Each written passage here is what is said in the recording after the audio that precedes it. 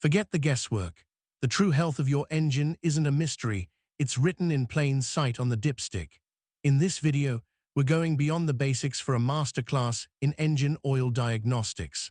I'll show you how to decode the subtle clues from chemical breakdown to critical contaminants so you can diagnose problems before they become catastrophic failures. Think of checking your engine oil as one of the most important conversations you can have with your car. It's a simple act of preventive maintenance that opens a direct diagnostic window into your engine's internal health. Let's walk through what your oil can tell you, starting with how to have that conversation the right way. First, the check itself. Always make sure your engine is cold or has been off for at least 10 minutes and that you're parked on level ground. When you pull that dipstick, you're looking for two things: the level and the condition. Now the level tells you if there's enough. You want to see the oil resting neatly between the min and max marks. If it's below that minimum line, it means your engine is consuming oil or has a leak. All engines use a little bit over time, but a rapid loss needs attention because running low can cause catastrophic damage from a lack of lubrication and cooling. On the flip side, an overfilled engine, oil above the max mark, can be just as harmful. Too much oil can cause it to become aerated and frothy, which reduces its ability to lubricate and can actually blow out seals from increased pressure. But the real story is in the oil's condition. For the best read, wipe a bit on a white paper towel. New, healthy oil looks like light honey, amber, translucent, and smooth. Now, if it's dark brown or even black, that's actually the most common and normal finding. It just means the oil is doing its job, holding soot and combustion byproducts in suspension. You should expect that after a few thousand miles. The cause for concern is only if it turns black incredibly fast, say within just a few hundred miles, which could point to deeper issues. Then there are the critical warnings. If you see oil that's milky, frothy, or a creamy tan color, that's a major red flag. It means coolant is mixing with your oil, likely from a blown head gasket or a crack in the engine. If you see this, the oil loses all its protective properties and engine wear accelerates rapidly. My advice: do not drive, have it towed. Other textures tell tales too. Oil that feels very thin and has a strong smell of gasoline points to fuel dilution, where gasoline is leaking into the sump. This thins the oil out and is a fire hazard. If it feels gritty or sandy, that's dirt contamination, likely from a failed air filter and it's sandpaper inside your engine. And perhaps the most alarming sign is seeing tiny metallic flakes or glitter. Those are metal particles from wearing components like bearings. It signals advanced, active wear and needs immediate professional diagnosis. Don't forget your nose in this process. A burnt odor, often with very thick, dark oil, means the oil has been severely overheated and broken down. A sweet, syrupy smell points back to that coolant contamination, and a strong gasoline smell confirms fuel dilution. And while you're checking the dipstick, pay attention to the world outside the engine. Look where you park. Black, slick spots mean a standard oil leak that needs fixing. A rainbow sheen in a puddle confirms it's oil. And a dark, sooty residue on the engine itself often points to a seepage that's burning off on hot surfaces. Now for the ultimate diagnosis, there's a proactive step you can take. For about $30, you can send an oil sample to a laboratory. They'll send back a report detailing exact wear metals, contaminants, and the oil's remaining life. This is like getting a detailed blood test for your engine, and it's most valuable when done regularly to track changes over time. The best word of wisdom is this: make this quick check a monthly habit. It takes 60 seconds, but can save you thousands of dollars by giving you an early warning. Your engine's life story is written in its oil. Learning to read it is the best way to ensure a long and healthy life for your vehicle. And remember, when in doubt, change the oil or consult a trusted mechanic. Oil is cheap, engines are not. We need to understand the oil's very state of being. It's not just about dirt. Its molecular structure can change under stress. Consider viscosity, for instance.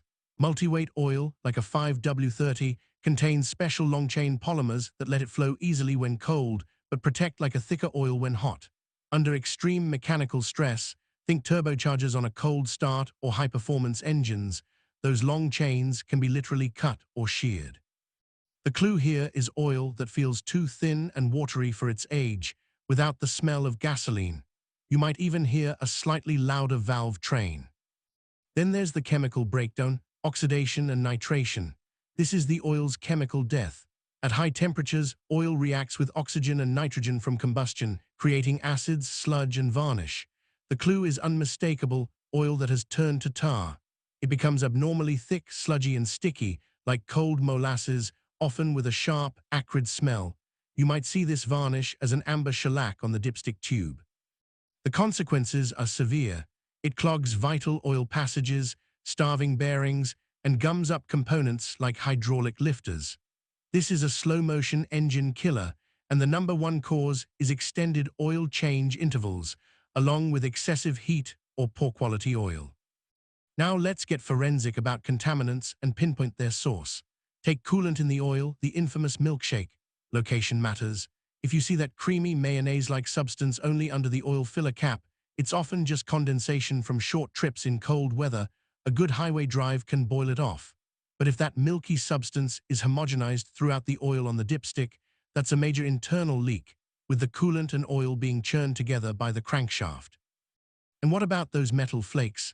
Their color tells a specific story. Silvery white flakes likely point to aluminum wear from parts like piston skirts.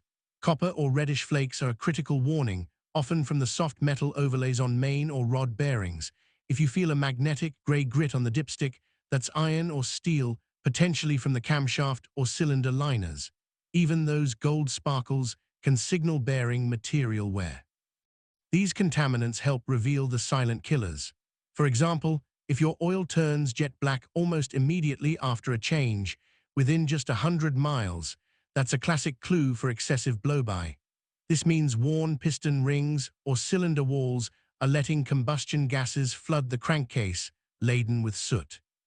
Another silent killer is a faulty PCV valve, a $15 part that can cause $1,500 in damage. If it's stuck closed, it builds pressure and forces oil past seals. If it's stuck open, it dumps contaminants back into the engine. To catch these issues, you need a proper ritual and advanced diagnostic protocol. Don't just pull and glance. First, pull the dipstick and note the level immediately. Then wipe it completely clean, redip it smoothly, and check the level properly. For the inspection, use a white paper towel. Note the color and transparency.